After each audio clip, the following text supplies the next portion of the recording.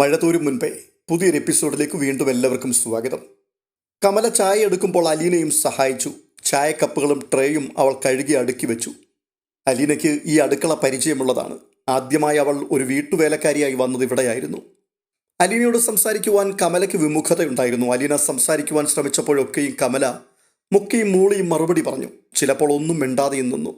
വൈജയന്തിക്ക് വിവാഹത്തിന് മുമ്പ് ഒരു കാമുകനുണ്ടായിരുന്നു എന്നതും അവൾ ഗർഭിണിയായി എന്നതും ഒരു കുഞ്ഞിനെ പ്രസവിച്ചു എന്നതും ത്രസിപ്പിക്കുന്ന, തരിപ്പിക്കുന്ന, അന്താളിപ്പിക്കുന്ന വാർത്തകളെന്ന മട്ടിൽ നല്ലതായിരുന്നു. കമല അത് നന്നായി ആസ്വദിച്ചു.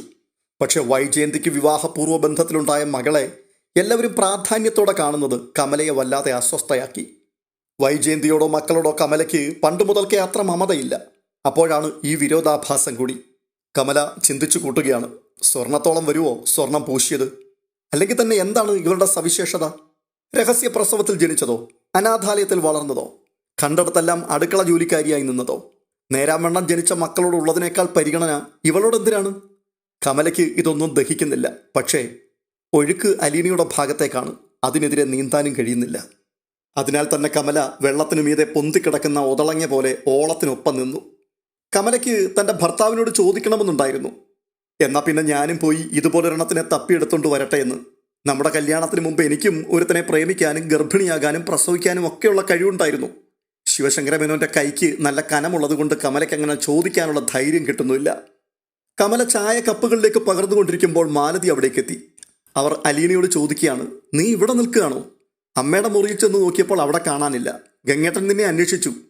ഉടനെ അലീന ഒരു ചായക്കപ്പ് കയ്യിലെടുത്തിട്ട്, ഞാനേ ഇത് മുത്തശ്ശിക്ക് കൊടുത്തിട്ട് വരാം, ഇത് പറഞ്ഞുകൊണ്ട് അവൾ അടുക്കളയിൽ നിന്നും പുറത്തേക്ക് ഇറങ്ങുവാൻ ഭാവിച്ചു. അപ്പോൾ മാലതി, ഞാൻ അമ്മയ്ക്ക് കൊടുത്തോളാം, നീ ഗംഗേട്ടനും ശിവേട്ടനുമുള്ള ചായ കൊണ്ടുപോയി കൊടുക്ക്. അലീന ഒന്നും മടിച്ചു. ഏയ്, ഒഴിഞ്ഞു മാറാൻ ശ്രമിക്കണ്ട.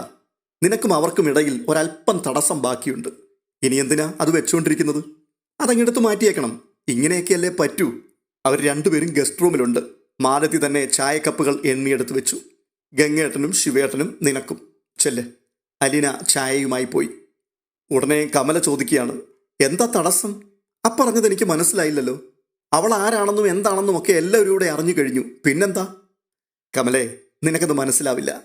ഞാനെന്താ പൊട്ടിയാണോ? നിങ്ങൾ പറയുന്നതൊന്നും മനസ്സിലാകാതിരിക്കാൻ? പെറ്റ തള്ളയെപ്പോലും പറ്റിച്ചുകൊണ്ട് വേലക്കാരിയായിട്ട് വീട്ടിൽ വന്നുകൂടിയത് വലിയ മിടുക്കാണെന്നാ വിചാരം? അവൾക്കറിയായിരുന്നല്ലോ നമ്മളൊക്കെ ആരാണെന്ന്. എന്നിട്ട് കള്ളി ഇത്രയും കാലം ഒരു അക്ഷരം മിണ്ടിയോ? എന്നിട്ടോ അറിഞ്ഞവരെല്ലാം ആരോടും പറയാതെ അവളുടെ ഇഷ്ടത്തിനൊപ്പം ഒളിച്ചു കളിച്ചു. അതാണോ കേമമായി പോയത്? കമലേ, എനിക്ക് നിന്നോടൊന്നും പറയാനില്ല. ഇത്രയും പറഞ്ഞിട്ട് മാലതി പിൻവാങ്ങി. അലീന സ്റ്റെയർ കേസ് കയറി മുകളിലെത്തി. അവൾ കടന്നു വരുന്നത് കണ്ട് ഗംഗാധരമേനോനും ശിവശങ്കരമേനോനും സംഭാഷണം നിർത്തി. അലീന ആദ്യം ഗംഗാധരമേനോന് ചായ കൊടുത്തു, പിന്നെ ശിവശങ്കരനും. രണ്ടുപേരും ചായക്കപ്പെടുത്ത് അല്പം മൊത്തിക്കുടിച്ചു. ഇതാർക്കുള്ളതാ? ഗംഗാധരമേനോൻ അവശേഷിച്ച കപ്പിലേക്ക് വിരൽ ചൂണ്ടി. അലീന മന്ദഹസിച്ചുകൊണ്ട് പറയുകയാണ്, ഇതെനിക്കുള്ളതാ, മാലതി ആൻറ്റിയായി എടുത്തു വെച്ചത്. ഗംഗാധരമേനോൻ ചായക്കപ്പെടുത്ത് അവളുടെ നേർക്ക് നീട്ടി. ഇതാ പിടിക്ക്. അവളുടെ കയ്യിലിരുന്ന ട്രേ അയാൾ പിടിച്ചു വാങ്ങി ടീപ്പോയ്ക്ക് മീതെ വെച്ചു. അലീന അല്പം ചായ കുടിച്ചു.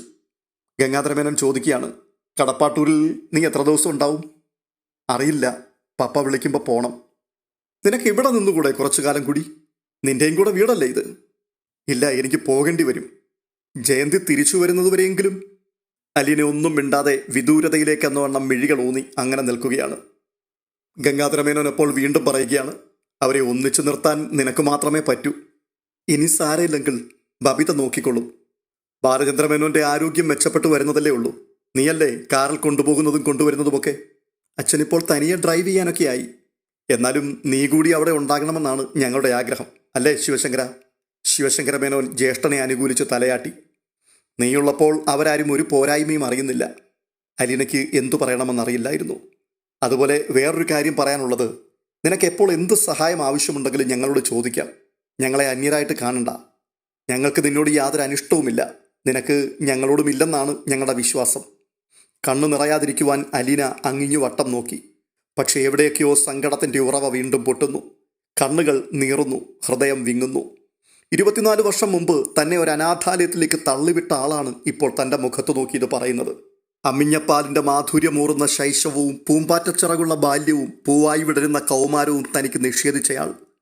ഗംഗാധരമേനോൻ അടുത്തേക്ക് വന്നപ്പോൾ അലീന മുഖം കുനിച്ചു. അവളുടെ കണ്ണുകളിൽ നിന്നും ഒരു കണ്ണുനീർത്തുള്ളി അടർന്ന് കാൽച്ചുവട്ടിൽ വീണു. മോളെ, ആ വിളിയിൽ ഒരു സങ്കടക്കടൽ മുഴുവനും അവളുടെ ഹൃദയത്തിലേക്ക് അലയടിച്ചു കയറി. ഒന്നും മനസ്സിൽ വെച്ചുകൊണ്ടിരിക്കരുത്. അന്നങ്ങനെയൊക്കെ സംഭവിച്ചു പോയി. അക്കാലത്ത് അതൊരു തെറ്റാണെന്ന് തോന്നിയില്ല. മനുഷ്യനല്ലേ, ശരിയെന്ന് വിചാരിച്ച് ചെയ്യുന്നത് പലതും തെറ്റിപ്പോകും. ശാന്തമായിട്ടാണ് പറഞ്ഞു വന്നതെങ്കിലും ഒടുവിൽ ഗംഗാധരമേനോന്റെ ശബ്ദമിടറി. അതുകൊണ്ടാ പറഞ്ഞത്, മനസ്സിൽ എന്തെങ്കിലും ഉണ്ടെങ്കിൽ മോള് മായ്ച്ചു കളഞ്ഞേക്കണം. ഞങ്ങളൊക്കെ പ്രായമായവരാ, ഇനി അധികകാലമില്ല. നീ ഞങ്ങളോട് ക്ഷമിച്ചില്ലല്ലോ എന്നൊരു സങ്കടം ഈ ഭൂമിയിൽ ബാക്കിയിട്ടിട്ട് പോകാൻ വയ്യ. അലീനയ്ക്ക് പിന്നെ പിടിച്ചു നിൽക്കുവാൻ കഴിഞ്ഞില്ല. അവൾ വിങ്ങിപ്പൊട്ടിക്കരഞ്ഞു. അവൾ വിക്കി വിക്കി പറയുകയാണ്, എനിക്ക് ആരോടും ഒരു വിരോധവുമില്ല, സത്യമായിട്ടുമില്ല. എല്ലാവർക്കും വേണ്ടി ഞാൻ പ്രാർത്ഥിച്ചിട്ടേ ഉള്ളൂ. അവളുടെ കരച്ചിൽ കണ്ടപ്പോഴേക്കും ഗംഗാധരമേനോൻ വല്ലാതെയായി. സാരമില്ല, നീ കരയണ്ട. അയാൾ ഇടത് കൈത്തലം കൊണ്ട് അവളുടെ തോളത്തുമെല്ലാം താളം തട്ടി. മോളെ, ഞങ്ങൾ സഹായിക്കാമെന്ന് പറഞ്ഞത് വെറുതെയല്ല. ഞങ്ങൾക്ക് നിന്റെ അടുത്തൊരു കടം വീട്ടാനുണ്ട്. കഴിഞ്ഞ 24 വർഷത്തിൻ്റെ കടം. അതിൻ്റെ 1000-ൽ 1 അംശം ഞങ്ങളുടെ സമാധാനത്തിന് വേണ്ടി മാത്രമാ. നീ ഇപ്പോൾ ജയന്തിയുടെ മാത്രം മകളല്ല, ഞങ്ങളുടെയൊക്കെ മകളാണ്. ഒരുപക്ഷെ നിനക്ക് ഞങ്ങളുടെ സഹായവും സ്നേഹവും ഒന്നും ആവശ്യമില്ലായിരിക്കും. എന്നാലും നിരസിക്കരുത്. അത് കേട്ടുകൊണ്ട് അലീന കണ്ണുനീരോടുകൂടി പറയുകയാണ്, എനിക്ക് വേണം അങ്കിളെ. എനിക്ക് എല്ലാവരുടെയും സഹായവും സ്നേഹവും ഒക്കെ വേണം. ഞാൻ കഴിഞ്ഞ 24 വർഷം ജീവിച്ചത് അങ്ങനെ കിട്ടിയ സഹായം കൊണ്ടാ. ആരൊക്കെയോ തന്ന ദാനവും സ്നേഹവും കൊണ്ട് മാത്രമാ. ഗംഗാധരമേനോൻ വാത്സല്യത്തോടെ അവളുടെ ശിരസിൽ തലോടി. ശിവശങ്കരമേനോൻ മനസ്സ് കുളിർന്ന് എന്നാൽ ജ്യേഷ്ഠനോട് തെല്ല അസൂയയോടെ നോക്കി നിന്നു. രാത്രിയിൽ അലീന ബാലചന്ദ്രമേനോന് മരുന്നെടുത്തു കൊടുത്തു. കട്ടിലിൽ ഇരുന്നു കൊണ്ട് അയാൾ ഗുളികകൾ വിഴുങ്ങി. വെള്ളം കുടിച്ചു. വെള്ളം വിക്കി ചുമച്ചപ്പോൾ അലീന പതിയെ അയാളുടെ തലയിൽ തട്ടിക്കൊടുത്തു. വിശ്രമം ആവശ്യമായതിനാൽ ബാലചന്ദ്രമേനോൻ ഇപ്പോൾ നേരത്തെ കിടക്കും. അയാൾ അലീനയോട് പറയുകയാണ്, ഇനി നീ പോയി കിടന്നു. അച്ഛനോട് എനിക്കൊരു കാര്യം ചോദിക്കാനുണ്ടായിരുന്നു. എന്താ? ഞങ്ങളെല്ലാവരും കൂടി നാളെ തിരുവനന്തപുരത്തിന് പോയിക്കോട്ടെ. അതെന്തിനാ? അമ്മയെ ചെന്ന് വിളിക്കാൻ. പെട്ടെന്ന് ബാലചന്ദ്രമേനോന്റെ മുഖത്തിനൊരു മുറുക്കമുണ്ടായി. ഇതിനാണോ നിന്നെ അവർ കൊല്ലപ്പള്ളിക്ക് വിളിച്ചുകൊണ്ട് പോയത്? അവിടെ ചെന്നപ്പോൾ ഇങ്ങനെയൊരു താല്പര്യം പറഞ്ഞു. ഞാൻ ചെന്ന് വിളിച്ചാൽ അമ്മ വരുമെന്നാണ് അവരുടെ വിശ്വാസം. നിനക്കുണ്ടോ അങ്ങനെയൊരു വിശ്വാസം? തീർച്ചയില്ലച്ചാ. ഒരുപക്ഷെ മക്കളെല്ലാവരും കൂടി ചെന്ന് വിളിക്കുമ്പോൾ അമ്മയുടെ മനസ്സിന് ഇളക്കമുണ്ടായാലോ? മക്കളെല്ലാവരും ഇല്ലല്ലോ. രോഹിത് ബാംഗ്ലൂരിലല്ലേ? അവൻ ഇന്ന് രാത്രിയിൽ തിരിച്ചു വരാമെന്ന് പറഞ്ഞു. ഓ, എല്ലാം തീരുമാനിച്ചു കഴിഞ്ഞു അല്ലേ? ഒന്നും തീരുമാനിച്ചിട്ടില്ലച്ചാ. അച്ഛൻ്റെ മറുപടി കൂടി കിട്ടിയിട്ട് വേണം. അച്ഛൻ സമ്മതിച്ചാലേ പോകുന്നുള്ളൂ. അമ്മയുടെ വന്നാൽ അച്ഛൻ്റെ പ്രതികരണം എങ്ങനെയായിരിക്കും എന്നറിയണ്ടേ? അച്ഛൻ്റെയാണ് വീട്. അച്ഛനാണ് ഇവിടുത്തെ കുടുംബനാഥൻ. ഇവിടെ ആരൊക്കെ താമസിക്കണം ആരൊക്കെ താമസിക്കരുത് എന്ന് അച്ഛൻ വേണം നിശ്ചയിക്കാൻ. എന്നെ നോക്കണ്ട. ഭൂരിപക്ഷ അഭിപ്രായം അനുസരിച്ച് ചെയ്തു. ഞാൻ 2 അറ്റാക്ക് വന്നു കഴിഞ്ഞവനാണ്. അടുത്തതിന് പോകാനുള്ളവൻ. അച്ഛൻ്റെ മനസ്സ് തണുത്തോ എന്നറിഞ്ഞാൽ മാത്രം മതി. അമ്മയോട് ഇനിയും വൈരാഗ്യവും മനസ്സിലുണ്ടോ അച്ഛൻ്റെ? അമ്മയെ കാണുന്നതും ഒരേ വീട്ടിൽ താമസിക്കേണ്ടി വരുന്നതും അച്ഛന് ടെൻഷൻ ഉണ്ടാക്കുമോ? അച്ഛൻ പിന്നെയും മനസ്സമാധാനമില്ലാതെ പെട്ടിയും കിടക്കയും എടുത്തുകൊണ്ട് പോകാനാണെങ്കിൽ ഞങ്ങൾ ചെന്ന് വിളിച്ചുകൊണ്ട് വരുന്നതിൽ ഒരർത്ഥവുമില്ലല്ലോ. അമ്മ മാറി താമസിക്കുന്നത് ശരിയല്ല. തമ്മിൽ കാണുന്നതും ഒരുമിച്ച് ഒരേ വീട്ടിൽ താമസിക്കേണ്ടി വരുന്നതും ഞങ്ങൾക്ക് 2 പേർക്കും അസ്വസ്ഥതയുണ്ടാക്കും. അതാണ് സത്യം. തിരിച്ചു വരാൻ പറ്റാത്തത്ര ദൂരം വേറിട്ട് ഞങ്ങൾ സഞ്ചരിച്ച് കഴിഞ്ഞവരാണ്. അഥവാ വന്നാൽ ഒരേ മേൽക്കൂരയ്ക്ക് കീഴിൽ കഴിഞ്ഞുകൂടാം എന്നല്ലാതെ കൂടുതലൊന്നും എനിക്ക് പറയാനില്ല. അത്രയും മതി അച്ഛാ, അത്രയും മതി. അമ്മ ഇനി അച്ഛനോട് വഴക്കിന് വരുമോ? ഒരിക്കലുമില്ല. അച്ഛൻ ഇനി അമ്മയോട് എന്തെങ്കിലും ദേഷ്യമുണ്ടോ? മോളെ, ഞാൻ പറഞ്ഞല്ലോ, ഞാൻ അതും തരണം ചെയ്തു കഴിഞ്ഞു. പൊട്ടിയ ഹൃദയമല്ലാതെ എനിക്കിനി ബാക്കിയൊന്നുമില്ല. പിന്നെ മറ്റൊന്ന്, നിങ്ങളെല്ലാവരും കൂടി ചെന്ന് വിളിച്ചാലും അവൾ വരുമെന്നും ഞാൻ കരുതുന്നില്ല. ഇതുവരെ ജീവിച്ച ജീവിതത്തിൻ്റെ തുടർച്ചയ്ക്ക് ഇനി അവൾ ഉണ്ടാവില്ല. വേറൊരു വൈജയന്തിയായി മാറാൻ കഴിഞ്ഞാലേ അവൾക്ക് വരാൻ പറ്റൂ. അന്ന് ആരും വിളിക്കേണ്ടിയും വരില്ല. നിങ്ങളുടെ പ്രായം ചെറുതായതുകൊണ്ട് ഞാൻ ഈ പറയുന്നത് മനസ്സിലാക്കാൻ ബുദ്ധിമുട്ടുണ്ടാവും. അതുകൊണ്ട് നിങ്ങൾ ചെന്ന് വിളിച്ചോളൂ. അച്ഛൻ സമ്മതിക്കാഞ്ഞതുകൊണ്ട് അമ്മയെ തിരിച്ചു വിളിക്കാൻ പറ്റിയില്ല എന്നൊരു പാപഭാരം എന്നെക്കൊണ്ട് ചുമപ്പിക്കണ്ട. അലീന ബാലചന്ദ്രന്റെ മുഖത്തേക്ക് നോക്കി നിമിഷങ്ങളോളം മിണ്ടാതെ നിന്നു. അച്ഛൻ പറഞ്ഞത് അവൾക്ക് മനസ്സിലാകുന്നുണ്ടായിരുന്നു. അവൾ ചിന്തിച്ചിരുന്നത് തന്നെയായിരുന്നു അത്. ബാലചന്ദ്രമേനോൻ കിടന്നു. ആ കിടപ്പിൽ അച്ഛൻ നിസ്സഹായനും നിരാലംബനുമാണെന്ന് അവൾക്ക് തോന്നി. അനുകമ്പ അർഹിക്കുന്ന ഒരു സാധു മനുഷ്യജീവി.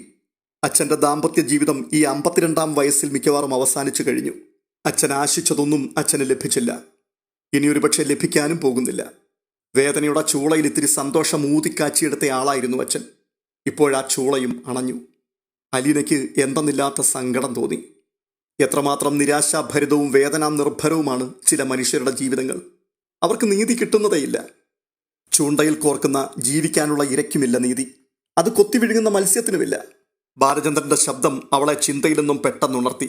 പോയി കിടന്നു, നാളെ പോകേണ്ടതല്ലേ? അലീന ഒന്നും മിണ്ടാതെ തിരികെ പോന്നു. മുറിയിൽ നിന്നിറങ്ങി വാതിൽ ചാരിയ ശേഷം അവൾ നിറകണ്ണുകൾ ഒപ്പി. അപ്പുറത്ത് ബെഡ്റൂമിൽ ബബിതയും കൃഷ്ണജയും കാത്തിരിപ്പുണ്ടായിരുന്നു. അച്ഛൻ എന്തു പറഞ്ഞു? സമ്മതിച്ചോ? അവർക്ക് ആകാംക്ഷയായി. ആ, സമ്മതിച്ചു. അലീന നിസ്സംഗതയോടെയാണത് പറഞ്ഞത്. എന്നിട്ട് ചേച്ചിക്ക് എന്താ ഒരു സന്തോഷമില്ലാത്തതുപോലെ? അച്ഛന് എതിർപ്പില്ലെന്നേ ഉള്ളൂ, അത്ര സന്തോഷമില്ല. ആ, എന്നാലും സമ്മതിച്ചല്ലോ. അമ്മ ഇവിടെ വന്നു കഴിയുമ്പോൾ എല്ലാം മാറിക്കോളും. അലീന ചേച്ചി ഇല്ലേ ഞങ്ങളുടെ കൂടെ? ബബിത പറയുകയാണ്. അലീനയ്ക്കത് കേട്ടപ്പോൾ സങ്കടമായി. തന്നിലാണ് ഇവരുടെ എല്ലാ പ്രതീക്ഷയും. രോഹിയേട്ടൻ എത്ര മണിക്ക് എത്തും ചേച്ചി? കൃഷ്ണജ ചോദിക്കുകയാണ്. 12 മണിയൊക്കെ ആവും. എന്നാ വാ, ഒന്ന് ഉറങ്ങി എഴുന്നേക്കാനുള്ള സമയമുണ്ട്. അവർക്ക് അവളെ കെട്ടിപ്പിടിച്ചു കിടന്നാൽ എല്ലാമായി. കൊല്ലപ്പള്ളിയിൽ വിളിച്ചു പറയണം നാളെ രാവിലെ തിരുവനന്തപുരത്തിന് പോകുവാൻ നമ്മൾ റെഡിയാണെന്ന് അലീന പറയുകയാണ്. എങ്കിൽ പിന്നെ വേഗം വിളിച്ചു പറ, ഇപ്പം തന്നെ പറ. ബബിത തിരക്ക് കൂട്ടി. അലീന മൊബൈൽ ഫോൺ എടുത്ത് മാലതി മേനോന്റെ നമ്പർ പ്രസ് ചെയ്തു. ഡോക്ടർ ശർമ്മ ഗേറ്റിൽ വന്ന് നോക്കി. അലീന മുറ്റം തൂത്തു തീരുന്നതേയുള്ളൂ. റിങ്കു! ഡോക്ടർ അല്പം ഉച്ചത്തിൽ വിളിച്ചു. അവൻ ബാലചന്ദ്രമേനോന്റെ വളപ്പിൽ എവിടെയോ നിന്ന് കുതിച്ചെത്തി. അലീനയുടെ അരികിൽ വന്ന് നിന്നുകൊണ്ട് ഡോക്ടർ ശർമ്മയെ നോക്കി. റിങ്കു, കമ്മിയാർ! ഡോക്ടർ ഉത്തരവിട്ടു. അലീനയ്ക്ക് ചുറ്റും മുറ്റത്തുകൂടി അങ്ങോട്ടും ഇങ്ങോട്ടും അവൻ പാഞ്ഞു. തുടർന്ന് 2 തവണ തലകൊണ്ട് അവളുടെ കാലിൽ തട്ടിയിട്ട് അവൻ പോയി. ഇതവൻ്റെ ഒരു കളിയാണ്. ചിലപ്പോൾ അവൻ കുറച്ച് ദൂരം ഓടിയതിനു ശേഷം ക്ഷീണിച്ച മട്ടിൽ സിറ്റൗട്ടിലേക്കുള്ള പടിയിൽ ചെന്ന് അലീന മുറ്റമടിക്കുന്നു നോക്കിക്കൊണ്ട് കിടക്കും. ഓർക്കാപ്പുറത്ത് പിന്നിൽ നിന്നും ഏതോ കാട്ടുമൃഗം കുതിച്ചു പാഞ്ഞു വരുന്നത് പോലെ ശബ്ദം കേട്ട് അലീന പകച്ചു നോക്കുമ്പോഴേക്കും അവൻ അവളുടെ ദേഹത്തേക്ക് കുതിച്ചു ചാടും. റിങ്കു, കം! ഡോക്ടർ വീണ്ടും പറഞ്ഞു. അലീന അപ്പോൾ അവനെ ശാസിക്കുന്ന മട്ടിലൊന്ന് നോക്കി. ഞാൻ ഈർക്കിലി എടുക്കണോ? ചൂലിൽ നിന്നും ഈർക്കിലി എടുക്കുവാൻ ഭാവിച്ചുകൊണ്ട് അവൾ ചോദിക്കുകയാണ്. അവൻ അവളുടെ നേർക്ക് ഒന്നുകൂടി കുരച്ചിട്ട് ഗേറ്റിന് നേരെ ഓടി. അവിടെ നിന്നുകൊണ്ട് വീണ്ടും അലീനയെ ഒന്നുകൂടി അവൻ നോക്കി. അലീന ഗേറ്റിനരികിലേക്ക് ചെന്നു. ഡാ, നിനക്ക് കളിച്ചത് മതിയായില്ലേ? അവൻ അവളെ ഒന്ന് വെട്ടിക്കാനെന്ന മട്ടിൽ 2-3 തവണ ഓടിയിട്ട് ഡോക്ടറുടെ ഗേറ്റ് കടന്നുപോയി. Hello, good morning! ഡോക്ടർ ഗേറ്റിനപ്പുറത്ത് നിന്നുകൊണ്ട് അലീനയോട് പറയുകയാണ്. Good morning doctor. അലീന തെല്ലൊരാശ്ചര്യത്തോടെയാണ് പ്രത്യഭിവാദ്യം ചെയ്തത്. ഞാൻ എന്നും കാണുന്നു. ഇനി സ്ഥിരമായിട്ട് ഇവിടെ തന്നെയാണോ? ഇല്ല ഡോക്ടർ, കുറച്ച് ദിവസം കഴിയുമ്പോൾ പോകും. ഇപ്പം എവിടെയാ? കുളത്തുപുഴയാ. അവിടെ ആരാ? അവിടെ പപ്പയുണ്ട്. അത് ഡോക്ടർ ശർമ്മയ്ക്ക് അത്രയ്ക്ക് മനസ്സിലായില്ല. ബാലചന്ദ്രമേനോന്റെ വീട്ടിലെ വേലക്കാരിയായിരുന്നു അലീനയെന്ന് ഡോക്ടർക്കറിയാം. അവൾ അവിടെ നിന്ന് പോയ ശേഷം ഒരു തവണ വീണ്ടും വന്ന് കുറച്ചുനാൾ താമസിച്ചതും അയാൾക്ക് ഓർമ്മയുണ്ട്. പിന്നീട് ബാലചന്ദ്രമേനോൻ ഹോസ്പിറ്റലിൽ കിടന്നപ്പോഴാണ് കണ്ടത്. ഒരു ദിവസം ഡോക്ടർ ബാലചന്ദ്രമേനോനോട് ചോദിക്കുകയും ചെയ്തു, താങ്കളുടെ ആ പഴയ സെർവൻറ്റ് വീണ്ടും വന്നിട്ടുണ്ടല്ലോ എന്ന്. എന്താണ് നിങ്ങളും ആ കുട്ടിയും തമ്മിലുള്ള റിലേഷൻഷിപ്പ്? വെറും മെയ്ഡ് സെർവൻറ്റ് മാത്രമാണ് എന്ന് ഞാൻ വിശ്വസിക്കുന്നില്ല. എൻ്റെ വീട്ടിലും വേലക്കാരികളൊക്കെ ഉണ്ടായിരുന്നു. ഒരിക്കൽ പോയവർ പിന്നെ തിരിച്ചു വന്നിട്ടില്ല. അതിന് ബാലചന്ദ്രമേനോന്റെ മറുപടി, അവൾ ഞങ്ങളുടെ ഫാമിലി ഡോക്ടറാണ്. ഞങ്ങൾക്ക് മുറിവുകൾ ഉണ്ടാകുമ്പോൾ അവൾ വരും. അവളുടെ കയ്യിൽ ചില മരുന്നുകളുണ്ട്. ബാലചന്ദ്രമേനോൻ ഒരു ദാർശനികന്റെ നിഗൂഢത നിറഞ്ഞ പുഞ്ചിരിയോടുകൂടി അന്ന് പറഞ്ഞത് ഡോക്ടർ ശർമ്മ മറന്നിട്ടില്ല. എങ്കിലും തൊട്ടയൽപ്പക്കമായതിനാൽ ഡോക്ടർ ശർമ്മയും ചിലതൊക്കെ കാണുകയും അറിയുകയും ചെയ്യുന്നുണ്ടായിരുന്നു. കുറച്ചു കാലങ്ങളായി വൈജയന്തിയെ ആ വീട്ടിൽ കാണുന്നില്ല. കുറച്ചുനാൾ ബാലചന്ദ്രമേനോൻ തനിച്ചായിരുന്നു താമസം. കുട്ടികളെയും കാണാനില്ലായിരുന്നു. അതിനുശേഷം ആരും താമസിക്കാനില്ലാതെ വീട് ഉപേക്ഷിക്കപ്പെട്ടതുപോലെ കിടന്നു. ബാലചന്ദ്രമേനോന്റെ കുടുംബം ചിതറിപ്പോയെന്നും ഭാര്യയും ഭർത്താവും വിവാഹമോചന കേസ് നടത്തുകയാണെന്നും പിന്നീട് കേട്ടു. അതിനുശേഷം ഒരു രാത്രി ഡോക്ടർ ശർമ്മ ബാലചന്ദ്രമേനോനെ കാണുന്നത് വീടിനുള്ളിൽ അവശ നിലയിൽ കിടക്കുന്നതായിട്ടാണ്. ഇപ്പോൾ വീടെല്ലാം അടിച്ചു തെളിച്ചു. ഏതോ വരൾച്ചക്കാലത്ത് കൂടുവിട്ടുപോയ കിളികൾ വസന്തത്തിന്റെ ആഗമനത്തെ സൂചിപ്പിച്ചുകൊണ്ട് തിരിച്ചെത്തുന്നത് പോലെ കുട്ടികൾ വീണ്ടും തിരിച്ചെത്തിയിരിക്കുന്നു. അവിടെ സന്ദർശകർ വരികയും പോവുകയും ചെയ്യുന്നു. രാത്രികാലങ്ങളിൽ ഡോക്ടർ ഡ്യൂട്ടി കഴിഞ്ഞു വരുമ്പോൾ ആ വീട് പ്രകാശത്തിൽ കുളിച്ചു നിൽക്കുന്നതായി കാണുന്നു. അവിടെ നിന്ന് പാട്ടും ചിരിയും വർത്തമാനങ്ങളും കേൾക്കുന്നു. ഇതെല്ലാം അലീന വന്നതിന് ശേഷമാണെന്ന് ഡോക്ടർക്കറിയാം. ബാലചന്ദ്രമേനോൻ സൂചിപ്പിച്ച മരുന്ന് എന്താണെന്ന് ഇപ്പോൾ ഡോക്ടർക്ക് മനസ്സിലാകുന്നുണ്ട്. ചിന്നിച്ചിതറിപ്പോയ കുടുംബാംഗങ്ങളെ തമ്മിൽ കൂട്ടിയിണക്കുന്നതാണ് ആ മരുന്ന്. ഡോക്ടർ ശർമ്മ കൗശലം പുരണ്ടൊരു ചോദ്യം ചോദിക്കുകയാണ്. ഒരാൾ കൂടി വന്നു ചേരാനുണ്ടല്ലോ. പതിയെ വന്നു ചേർന്നോളും. അലീന പുഞ്ചിരിച്ചു. നീ ഒരു കാറിലാണല്ലോ വരുന്നതും പോകുന്നതും. അത് മുൻപ് ഇവിടെ കണ്ടിട്ടില്ല. എവിടുന്ന് കിട്ടി? അത് പപ്പ വാങ്ങി തന്നതാ. അല്ല, ഒരിക്കൽ ഹോസ്പിറ്റലിൽ വെച്ച് എന്നോട് നീ പറഞ്ഞിരുന്നത് നീ അനാഥയാണെന്നായിരുന്നല്ലോ. ആയിരുന്നു. പക്ഷെ ഇപ്പം എനിക്ക് പപ്പയുണ്ട്, അച്ഛനുണ്ട്, അമ്മയുണ്ട്, കൂടപ്പിറപ്പുകളുണ്ട്, എല്ലാവരുമുണ്ട്. ഡോക്ടർ ശർമ്മ അത് കേട്ട് ഒന്നും മനസ്സിലാകാത്തതുപോലെ ശിരസനക്കി. റിങ്കു ഗേറ്റിനപ്പുറത്ത് നിന്ന് ഡോക്ടറുടെ നേർക്ക് കുരയ്ക്കുകയാണ്. അവനെ പറഞ്ഞയച്ചിട്ട് ഡോക്ടർ അലീനയോട് പറയുകയാണ്, അവൻ്റെ കൂട്ടുകാരിയോട് ഞാൻ സംസാരിച്ച് നിൽക്കുന്നത് അവനത്ര പിടിക്കുന്നില്ലെന്ന് തോന്നുന്നു. Okay, wish you good luck. Doctor Sharma അനേക സംശയങ്ങളും ചോദ്യങ്ങളും മനസ്സിൽ സൂക്ഷിച്ചുകൊണ്ട് പിൻവാങ്ങി. അലീന മുറ്റമടിക്കുന്ന ജോലിയിലേക്ക് വീണ്ടും മടങ്ങി. അവൾ മുറ്റമടിച്ച് തീർത്ത് സിറ്റൗട്ടിൽ ചെന്നപ്പോൾ രോഹിത് അവിടെ ഇരുന്ന് പത്രം വായിക്കുന്നുണ്ടായിരുന്നു. അങ്ങനെ ഇരുന്നാൽ മതിയോടാ, പോകാൻ റെഡിയാകണ്ടേ? അങ്കിളും ആൻറ്റിയും ഒക്കെ 8:30 മണിയാകുമ്പോഴേക്ക് എത്തും. ആ പെമ്പിള്ളാരോട് പറ ഒന്ന് സ്പീഡപ്പ് ആക്കാൻ. അല്ല, നിനക്ക് ചായ കിട്ടിയോടാ? കൃഷ്ണമോളൊരു കഷായം കൊണ്ട് തന്നു, അതിൻ്റെ പേര് ചായ എന്നാണോ? പോടാ അവിടുന്ന്. അലീന അവൻ്റെ തലയിൽ പതിയെ ഒരു അടി വെച്ചു കൊടുത്തിട്ട് അകത്തേക്ക് കയറിപ്പോയി. അലീന കിച്ചണിൽ ചെന്നപ്പോൾ കൃഷ്ണമോള് കിച്ചൺ സ്ലാബിൽ കയറി ഇരുന്നു കൊണ്ട് ഒരു ക്യാരറ്റ് കടിച്ചു തിന്നുകയും ഒപ്പം വർത്താനം പറയുകയുമാണ്. ബബിത പൊട്ടുകുറ്റിയിൽ കുതിർത്ത അരിപ്പൊടി കൂരിയിടുന്നു. ആ, നിങ്ങളിവിടെ സിനിമാ കഥയും പറഞ്ഞുകൊണ്ടിരുന്നു, അവരിപ്പം ഇനി എത്തും. ഞങ്ങളുടെ ജോലിയൊക്കെ തീർന്നു, അലീന ചേച്ചിക്കാ പണി. അച്ഛനെ നോക്കണ്ടേ, ഷോപ്പിൽ കൊണ്ടുപോയി വിടണ്ടേ? ബബിത പറയുകയാണ്. ഗംഗാധര മേനോനും മാലതിയും ശിവശങ്കര മേനോനും മനുശങ്കറും കൂടിയാണ് കൊല്ലപ്പള്ളിയിൽ നിന്നും വരുന്നത്. അപ്പോഴേക്കും ഇവിടെ അലീനയും ബബിതയും കൃഷ്ണജിയും രോഹിത്തും പോകാനൊരുങ്ങി നിൽക്കണം. അലീന വേഗം തൻ്റെ ജോലികളിലേക്ക് കടന്നു. 8:30 മണിക്ക് തന്നെ ബാലചന്ദ്ര മേനോനെ അവൾ കാറിൽ കയറ്റി ജ്വല്ലറിയിൽ എത്തിച്ചു. അവൾ തിരിച്ചു വന്നപ്പോഴേക്കും കൊല്ലപ്പള്ളിക്കാർ എത്തിച്ചേർന്നിരുന്നു. മനുശങ്കർ സിറ്റൗട്ടിൽ കാത്തു നിൽപ്പുണ്ട്. അലീന ഓടിക്കയറി വന്നു. കുറേ നേരം ആയോ വന്നിട്ട്? അവൾ മനുവിനെ നോക്കി. ഇല്ല, വന്നതേ ഉള്ളൂ. ഇനി ഇവിടെ താമസമുണ്ടോ? ഒരു താമസവും ഇല്ല മനുവേട്ടാ. ബബിതയും കൃഷ്ണമോളും റെഡിയായെങ്കിൽ ഞാനും റെഡി. അലീന തിടുക്കത്തിൽ അകത്തേക്ക് നീങ്ങി. മനുശങ്കർ പെട്ടെന്ന് അവളുടെ കയ്യിൽ കയറി പിടിച്ചു. എന്നിട്ട് പറയുകയാണ്, എനിക്ക് നിന്റെ കാറിൽ കയറിയാൽ മതി. അവർ 3 പേരും മറ്റേ കാറിൽ. ഓക്കെ? യു, അവരെന്തു വിചാരിക്കും മനുവേട്ടാ? ഞാനാണ് നിന്റെ കാറിൻ്റെ ഡ്രൈവർ, അപ്പം പിന്നെ പ്രശ്നമില്ലല്ലോ. പിന്നെ നമ്മൾ എന്തൊക്കെ കാരണം പറഞ്ഞാലും അവർ വിചാരിക്കാനുള്ളത് വിചാരിക്കും. അത് മാറ്റാനൊന്നും പറ്റില്ല. ആ കാറിൻ്റെ കീ ഇങ്ങി വന്നേക്ക്. അലീന മടിയൊന്നുമില്ലാതെ കീ ചെയിൻ കൊടുത്തു. ഹാളിൽ ഗംഗാധര മേനോനും ശിവശങ്കര മേനോനും മാലതി മേനോനും ഇരിപ്പുണ്ടായിരുന്നു. ഞാൻ ചായ എടുക്കട്ടെ അങ്കിൾ? അലീന ചോദിക്കുകയാണ്. ഒന്നും വേണ്ട, ഇറങ്ങിയാൽ മാത്രം മതി, മാലതി പറഞ്ഞു. നിനക്ക് താമസമൊന്നുമില്ലല്ലോ അലീന? ഇല്ല, വാതിലൊക്കെ അടച്ചാൽ മാത്രം മതി. ബാലേന്ദ്രൻ്റെ ദേഷ്യമൊന്നുമില്ലല്ലോ നമ്മൾ പോകുന്നതിന്? ശിവശങ്കര മേനോൻ ചോദിക്കുകയാണ്. ഇല്ല അങ്കിളെ. അപ്പോൾ ഗംഗാധര മേനോൻ, ജയന്തി തിരിച്ചു വരുമെന്നൊരു പ്രതീക്ഷ അവനുണ്ടോ? ഇല്ല, അതുമില്ല. അമ്മ അവിടെ ഇരുന്ന് പ്രാർത്ഥനയാണ് ജയന്തിക്ക് സൽബുദ്ധി തോന്നണമെന്ന്. കഷ്ടം തോന്നി. 10 മിനിറ്റിനുള്ളിൽ അവർ വീട് പൂട്ടിയിറങ്ങി.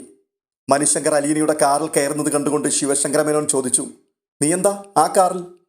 ഇതോടിക്കാൻ വേറെ ആരുണ്ട്? എനിക്കല്ലേ ഉള്ളൂ കൈത്തടക്കം, ലോങ് ട്രിപ്പല്ലേ. അപ്പോൾ പിന്നെ ഈ കാർ ആരോടിക്കും? അത് അച്ഛൻ ഓടിക്കണം. അത് കേട്ടുകൊണ്ട് മാലതി മേനോൻ ചിരിച്ചുകൊണ്ട് പറയുകയാണ്, ഇതൊക്കെ അവരുടെ പ്ലാനിങ് അല്ലേ ശിവ? പ്രായമായവരെയെല്ലാം പഴയ വണ്ടിയിലേക്ക് തള്ളി. ഉടനെ ബബിതയുടെ കമൻറ്റ്, നിങ്ങൾ മുമ്പേ പോയിക്കൂ വഴികാട്ടികളായിട്ട്. 2 കാറുകളും തിരുവനന്തപുരത്തേക്ക് തിരിച്ചു. തങ്ങൾ വരുന്നുണ്ടെന്ന് അവർ ശ്രീകുമാറിനെ രാവിലെ തന്നെ അറിയിച്ചിട്ടുണ്ടായിരുന്നു. 2 മണിയോടുകൂടി അവർ തിരുവനന്തപുരത്തെത്തി. പ്രാർത്ഥനാ മന്ദിരത്തിൽ നിന്നും ഡോർമെട്രിയിലേക്ക് വരുന്നതേ ഉണ്ടായിരുന്നുള്ളൂ വൈജയന്തി. ഉച്ചതിരിഞ്ഞ് ഭജനയുണ്ടാവും. വൈകുന്നേരം ഗീതാപാരായണവും വ്യാഖ്യാനവും. കട്ടിലിനരികിൽ നിലത്തിരുന്ന മൺകൂജയിൽ നിന്നും സ്റ്റീൽ ലോട്ടയിലേക്ക് വെള്ളം പകർന്നവൾ കുടിച്ചു. ഉപവാസമായതിനാൽ ജലപാനം മാത്രമേ ഉള്ളൂ. വൈജയന്തി കട്ടിലിലേക്ക് കയറിയിരുന്നു. പ്രാർത്ഥനാ മഞ്ചരി വിടർത്തി മടിയിൽ വെച്ചു. ഈശ്വരനെ പ്രകീർത്തിക്കലല്ല പ്രാർത്ഥന എന്ന് ഗുരു പഠിപ്പിച്ചിട്ടുണ്ട്. അവനവനെ തന്നെ തിരിച്ചറിയലാണ് പ്രാർത്ഥന. അതിനുപകരിക്കാത്ത വാക്കുകൾ വ്യർത്ഥമാണ്. ഓരോ മന്ത്രവും ഓരോ വാക്കും ആത്മാർത്ഥതയോടെ മാത്രമേ ഉരുവിടാവൂ. അതിൻ്റെ അർത്ഥവ്യാപ്തിയിൽ നിന്ന് അവനവൻ്റെ സ്ഥാനം ഗ്രഹിക്കണം. ഇതിൽ നിന്ന് എത്ര അകലെയാണ് ഞാൻ, അല്ലെങ്കിൽ എത്ര അടുത്താണ് ഞാൻ, ഈ ബോധമുണ്ടാവണം. ഭൂമിയിലെ മറ്റേതൊരു ജീവജാലങ്ങളുടേതിൽ നിന്നും ഭിന്നമായി മനുഷ്യന് മാത്രം ഒരു കാപട്യമുണ്ട്. ആത്മവഞ്ചനയാണത്. പുറത്തൊരു കാൽപ്പെരുമാറ്റം കേട്ട് വൈജയന്തി പുസ്തകത്തിൽ നിന്ന് നോട്ടം തിരിച്ചു. ഗാർഗി മഠത്തിലെ വോളണ്ടിയർ സന്യാസിനി ജ്യോതിർമയി ദേവി. അവർ വാതിക്കൽ നിന്ന് പറയുകയാണ്, വൈജയന്തിക്ക് സന്ദർശകരുണ്ട്. വൈജയന്തി എഴുന്നേറ്റ് നിന്നുവെങ്കിലും മറുപടി ഒന്നും പറഞ്ഞില്ല. വിശ്രമശാലയിൽ അവർ കാത്തുനിൽപ്പുണ്ട്. കാണാൻ താല്പര്യമുണ്ടോ? ഒരു നിമിഷത്തെ മൗനത്തിന് ശേഷം വൈജയന്തി വിസമ്മതാർത്ഥത്തിൽ മെല്ലെ ശിരസ്സനക്കി. അവർ വീണ്ടും പറയുകയാണ്, മക്കളും സഹോദരന്മാരുമാണ് വന്നിരിക്കുന്നത് എന്ന് എന്നോട് പറഞ്ഞു. വൈജയന്തിയുടെ മുഖമൊന്നു വിളറി. ഒരു വേവലാതിയും കണ്ണുകളിൽ ദൃശ്യമായി. വാതിക്കൽ നിൽക്കുന്ന ജ്യോതിർമയി ദേവി പെട്ടെന്ന് പിന്തിരിഞ്ഞു നടന്നു. ഈ എപ്പിസോഡ് ഇതോടുകൂടി പൂർണ്ണമാവുകയാണ്. ഈ വീഡിയോ നിങ്ങൾക്ക് ഇഷ്ടപ്പെട്ടിട്ടുണ്ടെങ്കിൽ ദയവായി ലൈക്ക് ചെയ്യുവാനും ഹൈപ്പ് ചെയ്യുവാനും മറക്കരുത്. നിങ്ങളുടെ അഭിപ്രായങ്ങൾ വളരെ വിലപ്പെട്ടതാണ്. അത് കമൻറ്റ് ബോക്സിൽ രേഖപ്പെടുത്തുക. ഇതുവരെയും ഈ ചാനൽ നിങ്ങൾ സബ്സ്ക്രൈബ് ചെയ്തിട്ടില്ല എങ്കിൽ ഒന്ന് സബ്സ്ക്രൈബ് ചെയ്ത് കൂടെ കൂടുക. അടുത്ത വീഡിയോയിൽ വീണ്ടും കാണാം. അതുവരേക്കും ബൈ ബൈ.